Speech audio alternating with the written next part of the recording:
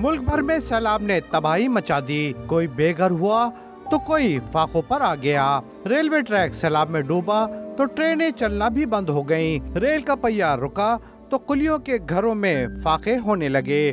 بس کیا کریں، ابھی اللہ کا سہارا، آپ لوگوں کو ایسے بیٹھے ہوئے ہیں ہم لوگ، جب آتے ہیں ادھر کوئی ملا نہیں ملا، کچھ نہیں ملا، ایسے چلا جاتے ہیں واپس۔ ابھی آئے تو صبح یہ کھانا ہی ملا ہوا ہے صرف۔ جو کھانے پینے کا ہوتا تھا وہ 2 ٹائم کا ملتا تھا، وہ بھی نہیں ہے جناب۔